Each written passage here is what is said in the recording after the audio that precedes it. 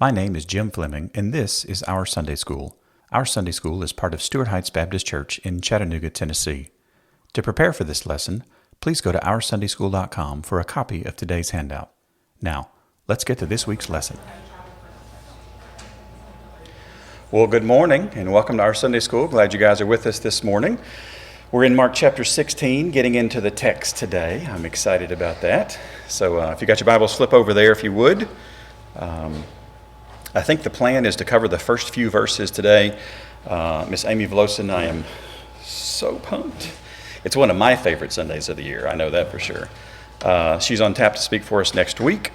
And I tried to find a cute way to say that, and I couldn't land on it. So somebody will help me through the lesson today. But we're going to end Mark's gospel, where I actually think Mark's gospel ends with verse 8, the way Mark ends it, with the female influence.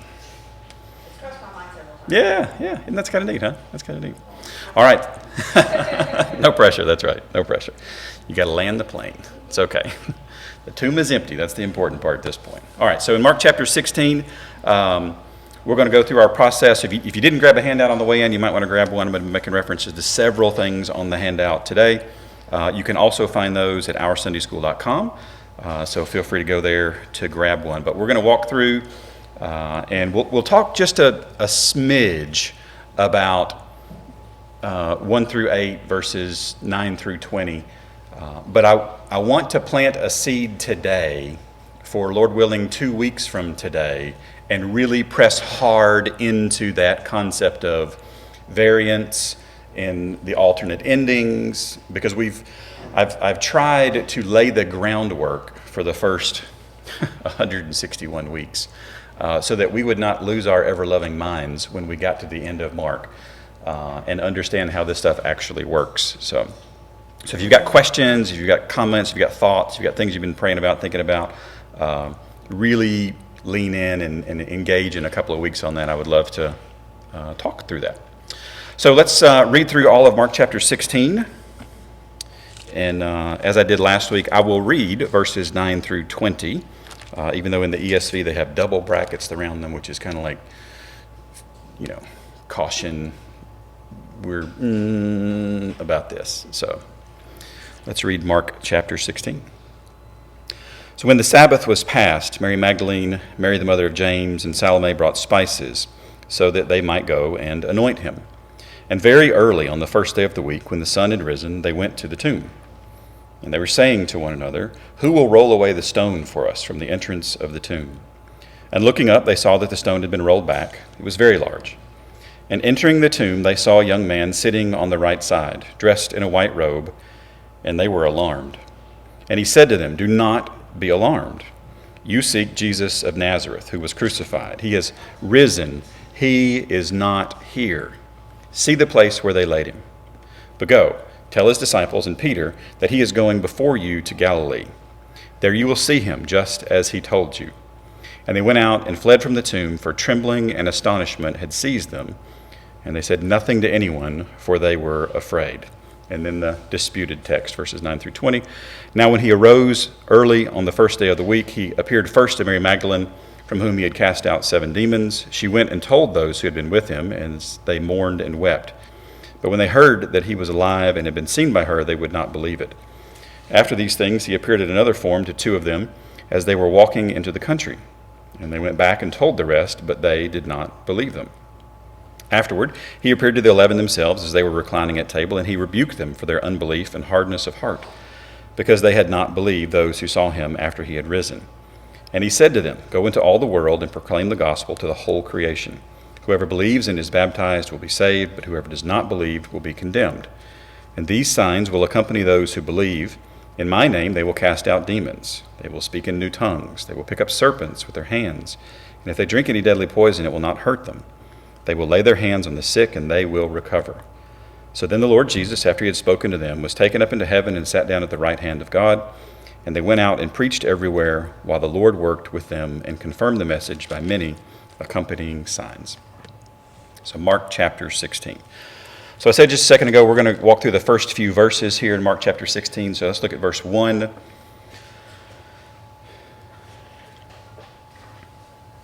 So when the Sabbath was passed, let's make sure we're crystal clear on what we're talking about, what we're not talking about. So what day of the week was Sabbath? You sure? Is it our Saturday? It's Friday evening. Friday at sunset. Yeah, so Friday at sunset to our Saturday at sunset, right? So this is where everything's like, take your concept of time and rotate it a few hours, and now we've got the Jewish concept of time, right?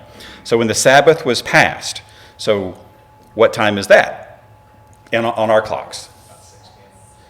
On what day of the week? Saturday. On Saturday, right? So it's Saturday, late afternoon, sun's going down. When the sun goes down, Sunday for the Jewish calendar would begin. So this is the I should have looked at the Message translation. I'd be curious whether they say Saturday afternoon or Sunday morning in the Jewish, how do you put this colloquially, right? So when the Sabbath was passed, and then we get 3 people that are listed here. So Mary Magdalene. Have we seen Mary Magdalene before in Mark's Gospel? Yes. Where have we seen her before in Mark's Gospel? At the cross, right. Where else? No, not in Mark's Gospel. It's on your handout.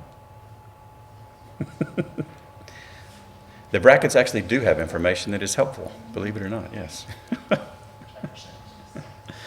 So we've got her in 1540, 1547, 16:1, and then 16:9. So let's look at 1540 for just a second. So what's going on? There were also women looking on from a distance. This is immediately after the centurion says, "Truly this man is the Son of God," among whom were Mary Magdalene, Mary mother of who? James the younger, and of Joseph, and Salome. And when he was in Galilee, they followed him and ministered to him, and there were also many other women who came up with him to Jerusalem. So that's the first time we see this trio. The second time we see this trio, or the second time we see Mary Magdalene, is you skip on down to Mark 15:47. Mary Magdalene and Mary, the mother of Joseph, saw where he was laid. Right? So they saw him die. They saw him be laid in the tomb. And then when the Sabbath was passed, Mary Magdalene, the mother of who? In verse 16:1? Mother of James. And how's she described in verse 15:47? Mary, the mother of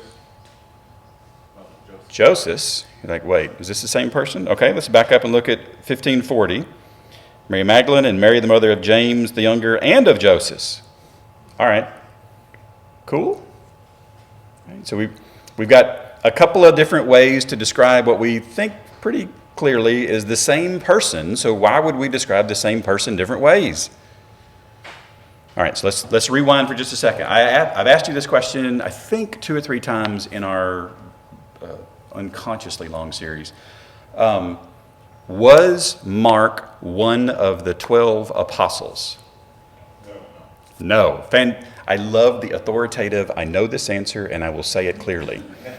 With a fantastic announcer voice even. It's just like I wish I had that. I can do that if I change the settings on this thing enough, but not just au naturel into the universe, right? It's fantastic. It is a gift. It's a wonderful gift. You're exactly right. So I forgot now what I was talking. Oh yeah, was Mark sorry, I get so enamored with the voices there. So Mark was not one of the 12, right? In all the lists of the 12 apostles, Mark's name does not show up. How do we think Mark got what he wrote? We talked about this several times. He was with somebody in a city. He was with Peter in, say it, Rome. Yes, that's right. He was with Peter in Rome. So at the end of Peter's ministry, Mark is there. Remember, bring John Mark, for he is profitable for me. This whole relational wonkiness had kind of gotten sorted out.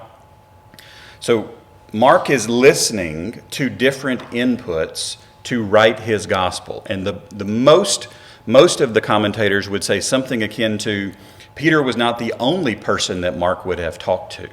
Remember, these guys wrote letters to each other. They hung out together. They would travel with each other. They talked to lots of different people. So Mark would have had an opportunity to see and engage with several different people who were there. So what he's doing, when you see him record things slightly differently, we think what he's doing is he's passing on what he's heard and documenting it accordingly, which is additional levels of accuracy. Because the very last thing that any lawyer wants in court is a series of witnesses who say the exact same words. That's called witness tampering, right? Because we've all memorized, have you ever seen the Manchurian Candidate, right? I mean, you say the exact same word, like something feels off about this. I don't think this is right. Something's weird here. Yeah, so we actually want some variation in the reporting because everybody's going to have a different perspective. They would have seen and focused on different things. All right, so we got Mary Magdalene, we've got Mary, the mother of James, and Salome. Now, Salome only shows up twice in Mark's gospel. Where does she not show up? Sorry, I just thumped the mic. Where does she not show up in the list of three?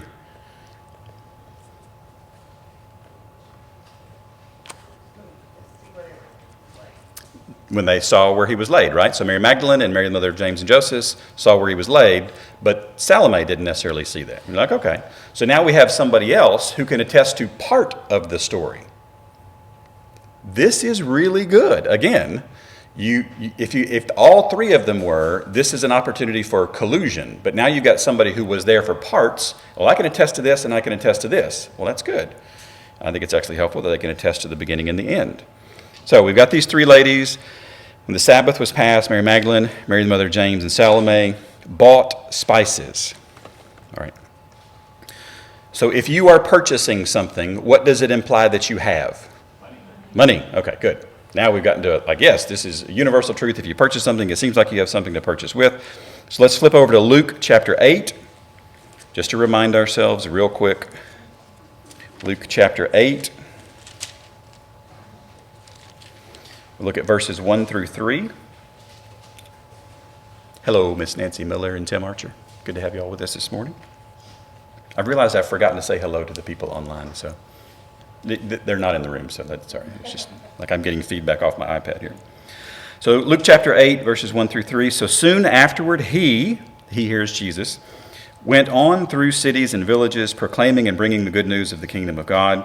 And the 12 were with him, and also some women who had been healed of evil spirits and infirmities. Mary, called Magdalene, from whom 7 demons had gone out, and Joanna, the wife of Chuza, Herod's household manager, and Susanna, and many others who provided for them out of their means. Right. So if you ever have wondered, like, who was the funding arm of Jesus' earthly ministry? It's these ladies who traveled and supported him. Like that's how the disciples primarily were, at least in this portion of Israel, that's how they were funded. So when the text in Mark 16 talks about Mary Magdalene, Mary the mother of James, and Salome bought spices, that is consistent with what we know about their financial history from another gospel. So again, another attestation from another eyewitness that, okay, yeah, this is a consistent story. All right, so they go and they buy spices that they might go and anoint him. Now, I'm going to say something here that's going to sound like I am undoing and walking back something I have said before about the faithfulness of these women, and don't hear what I'm not saying. Okay? But if you're bringing spices to anoint someone, in this situation, is that someone dead or is that someone alive? Dead. Right. So they're under the mindset, we need to go and anoint the body. Now, why did they believe that they would need to go and anoint the body? They saw him die, right? Good. But like the next person that dies in my life, I'm not going and buying spices and showing up at the funeral home. It's a different culture, right? Right. So what was their culture? Is someone's responsibility to anoint the body so it didn't smell decay? Didn't smell the decay. That's exactly right. Now, what time of year is this? Yeah, it's about this time of year, actually. It may have even actually been this day. I don't know. But it's pretty close to this time of year. So you've got cooler mornings. You've got warmer afternoons. And Jesus dies when? Friday afternoon. They're showing up to the tomb Sunday morning. If you're not familiar with bodies, that is plenty of time for there to be a smell. Plenty. Now, we know, because we've already looked at another gospel, has somebody already dealt with the anointing issue? Yes, who did? In his gospel, yes. But who was the person that brought the... Who was it? Nicodemus, right? Nicodemus brought 75 pounds. And you're like, what did he think? Like, if you go back and you read like first century accounts of how much spice and ointment you need, nowhere, I mean, this is an order of magnitude more than you would need, right? It is massive, massive, massive amount. However, Nicodemus was in the ruling council. He was on the Sanhedrin. He would have been very likely a wealthy person. He could have afforded to kind of like, let's go overboard, right? I don't know if you've ever been around a really rich person and they just go lavishly overboard on something and you're like, you really don't know how to spend your money, do you? Like that was it's kind of odd. Well, this is almost the Nicodemus response here. Now, the interesting thing is that if the women saw him die and they saw him get buried, a legitimate question to ask is, how did they not see Nicodemus do this? I don't know. But I'm guessing they weren't staring the entire time. And Nicodemus, as few can remember from the song, was what? A wee little man. Yes. Might have been easy to sneak past somebody. There was a lot going on. Remember, what's that? That was Zacchaeus. Dadgummit.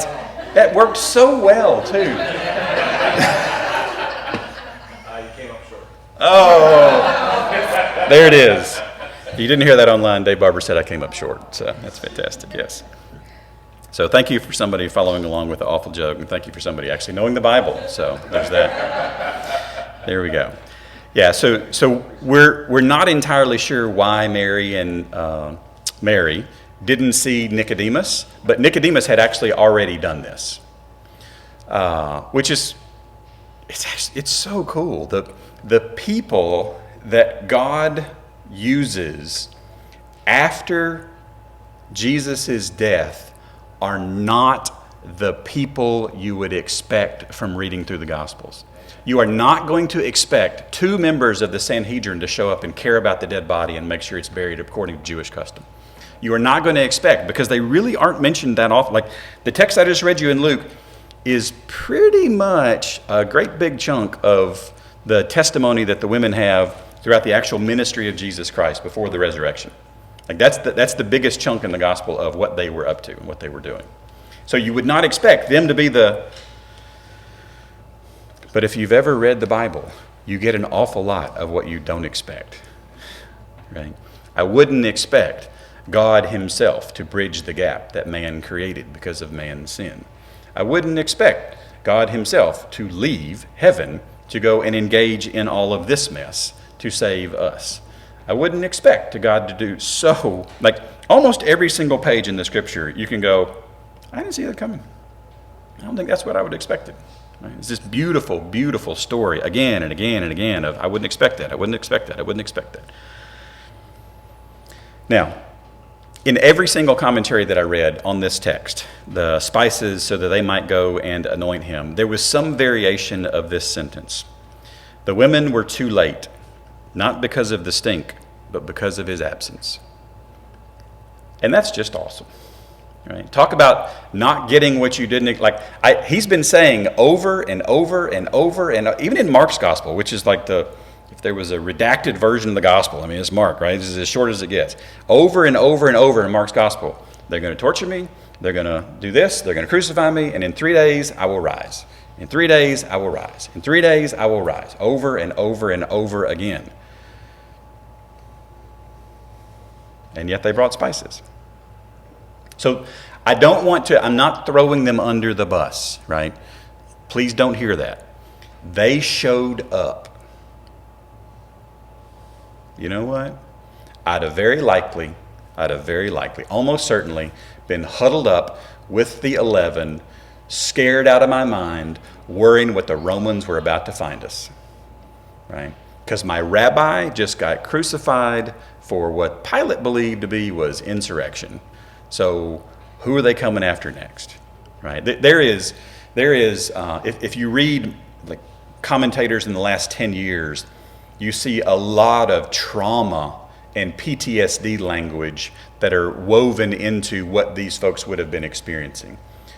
Like Mary Magdalene, whose life was irrevocably changed from the casting out of 7 demons, just saw the man that she'd been following tortured and brutally killed and buried. And we're maybe 36 hours later at this point. This is not a stable, like everything's great, it's Sunday, let's go to meeting. No. It's a catastrophe. Everything has fallen apart. What are we going to do? Well, I know that the body is supposed to be anointed. We didn't see that happen. Let's go take care of that. Don't miss the beauty in that act of service. That is just stunningly gorgeous. That's verse 1. Verse 2. And very early on the first day of the week, when the sun had risen. You're like, okay.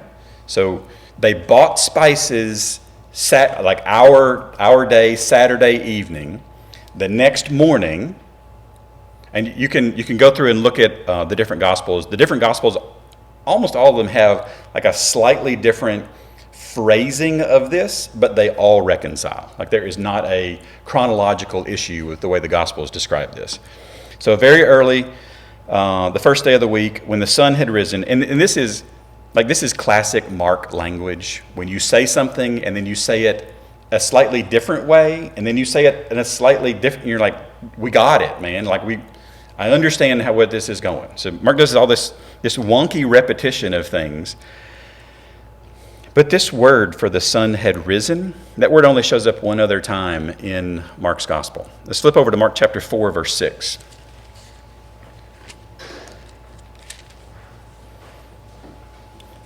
So this is the section where Jesus is talking about the parable of the sower, right? So the sower goes out, he sows seed's the same, but the area on which the seed falls is different, right?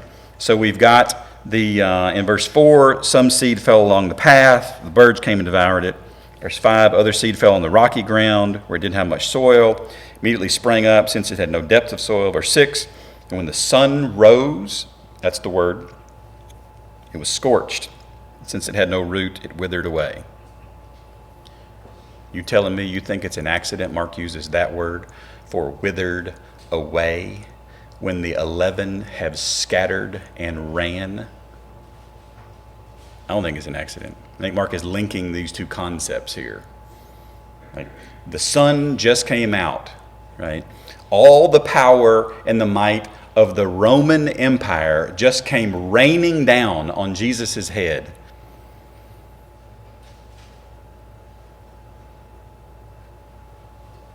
So very early on the first day of the week when the sun had risen, they went to the tomb. Do you see the contrast Mark is drawing here? Who is not there? Who is there? He's making this as plain as it can be for us, that who you would expect is not there, and who you would not expect is there. Verse 3, and they were saying, this is an imperfect tense, so this is repeatedly saying, just over and over and over, repeatedly saying to one another, who will roll away the stone for us from the entrance of the tomb? Now, let me ask you this question, and I believe this question has a definitive answer. Who should have been rolling away the tomb for these women? Specifically who? The 11, right? Like Jesus had a lot of disciples. I want to make sure we're really clear. Who will roll away? Who will roll away? Let me say this another way. Where are the men who should be here?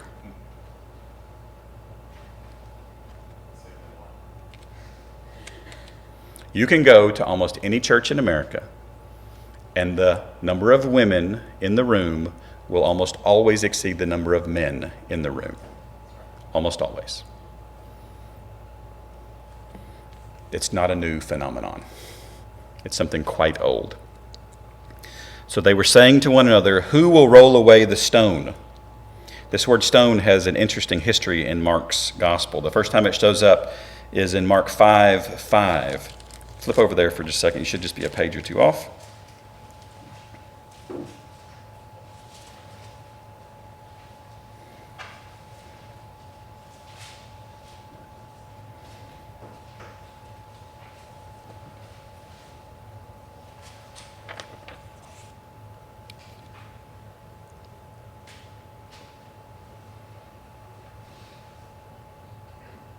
Now, it's going to be tempting because we're talking about tombs here, and we're talking about tombs in Mark chapter 16, to think that this is the same place. This is not the same place geographically. Okay, so we'll say that. So chapter 5, verse 1, they came to the other side of the sea, to the country of the Gerasenes.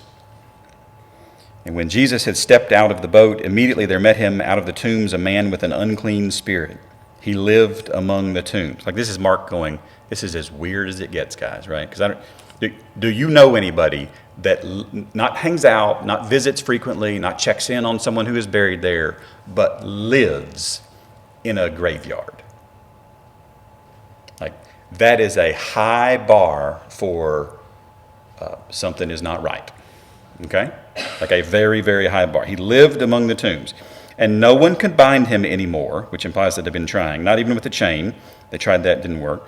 For he'd often been bound with shackles and chains, but he wrenched the chains apart and he broke the shackles in pieces. Do you want to be the person that goes and tries again? Well, he ripped them off last time. Hard pass. Right? Not interested. No one had the strength to subdue him. That is actually not a true statement.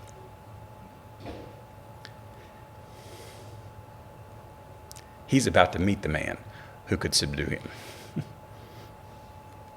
Night and day, among the tombs and on the mountains, he was always crying out and cutting himself with stones. See, the first time this word stone shows up in Mark's gospel, it's something that the devil has invaded this man's body with a demon and is using stones to mar the imago Dei, to harm the image of God. And at the end of the book, what is the stone doing? The stone is hiding the Son of God. So we've got marring at the beginning, we've got hiding at the end. It's interesting what Mark is doing here.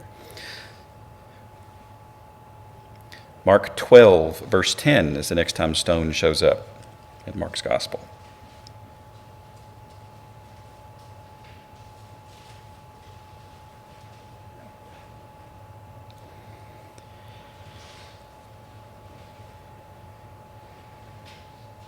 This is in the middle of the parable of the tenants.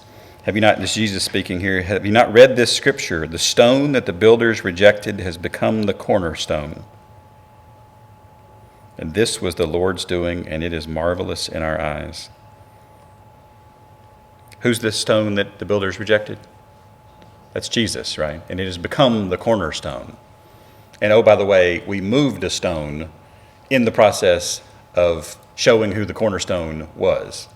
It's like, come on now. He's just showing off at this point. It's crazy. Mark 13, the beginning of Mark 13. As Jesus came out of the temple, one of his disciples said to him, "Look, teacher, what wonderful stones and what wonderful buildings. It's so shiny. It's beautiful," right? And Jesus said to him, "Do you see these great buildings? There will not be here left one stone upon another that will not be thrown down." This prophesying about what's going to happen. And then the last time the stones are mentioned is in Mark chapter 15. when we get the testimony of Mary Magdalene and Mary, the mother of Joseph, we see Joseph of Arimathea, who we know was not by himself, and it is actually evidenced by the pronoun.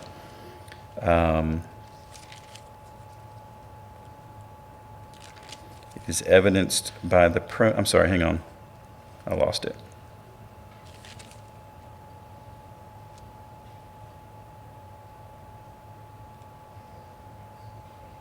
I've lost it, sorry. But we've got this stone rolled against the entrance of the tomb in 1546. So we've got the marring the Imago Dei, the rejection of Jesus Christ, this future prophecy, and this attempt to hide, to cover up, to restrict the entrance of the tomb. Now, we talked before about the purpose of the stone that was rolled in front of the tomb. So what was the purpose of the stone that was rolled in front of the tomb? Keep off grave robbers, right? Because dead bodies had value. As weird as that is to my everyday life, I'm going to actively pay someone to not deal so that I don't have to deal with a dead body. Not let's go get a dead body. It's like it's not my cup of tea for sure. So, warding off grave robbers. What else? Wildlife, yes. Animals are hungry. And as domesticated as we think our culture is today, in and around even Chattanooga, you can see stuff that you go, whoa, like we should go indoors for a minute or go get a weapon and protect ourselves because, there's this thing running around and this is not good. And this would have been vastly more so at this point in history. What was this stone doing? Was there anything else involved in this particular stone? He was sealed, right. And it was put there, what was put there in front of him? 2 guards. A couple of guards, right? Why? So that nobody came and stole the body for 10 minutes. It's a resurrection! He's gone! It's like, no, they put Roman guards there to make sure that nobody could testify to that. And when Mary and Salome get to the tomb, where are the guards?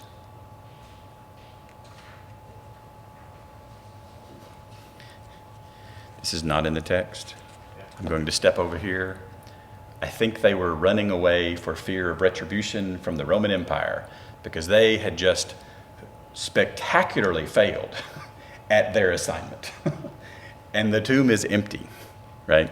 There would have been the death penalty for them as a result of not protecting this body that was a direct order from Pilate. Like, their lives are now null and void. If I'm in that situation, I'm going to take Jesus' advice from earlier in Mark. We're going to head to the hills, and we're going to go as fast as we can. And hopefully I've got like a go bag ready, and if we don't, we'll figure it out on the way, because the whole Roman army is about to come after me because I did not do what I was commanded to do. So that is where we are through verse 3 in Mark chapter 16. That check it? Excellent. Good. All right. I'm excited. So Lord willing, Miss Amy V will pick up next week with 16:4, and I am so happy about that. I'm so happy about that. I want to point your attention real quick to the weekly update.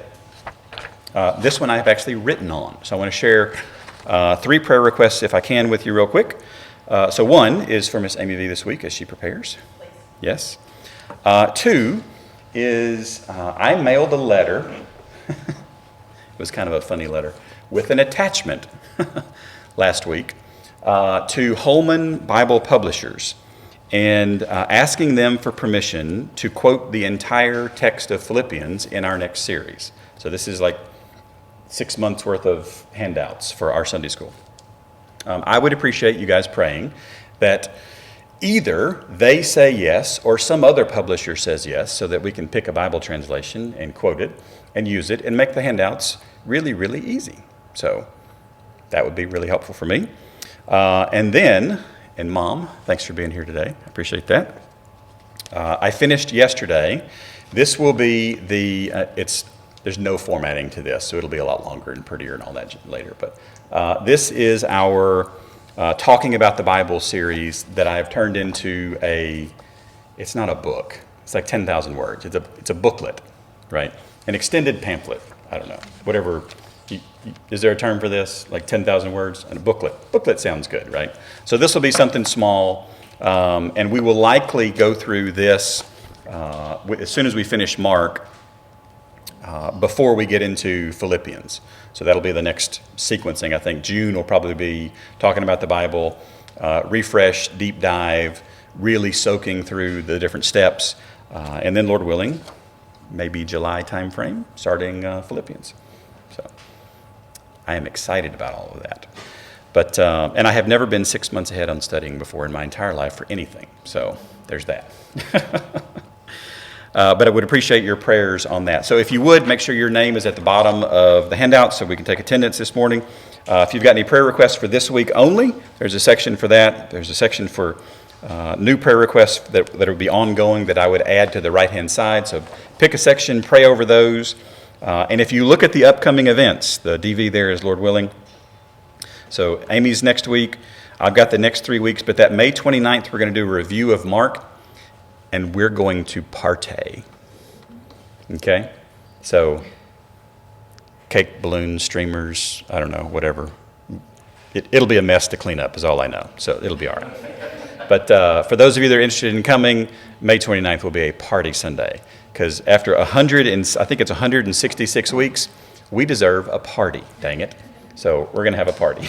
All right, so that's the lesson for today. Thank you so much for coming. Pray as a table, and after you have finished praying, you are free to go and worship the one who is not in the tomb. He is risen. He is risen indeed. Amen. Thanks for engaging, and don't forget to subscribe to our podcast, YouTube channel, and weekly email. You can subscribe to all three of those at OurSundaySchool.com. Grace and peace to you.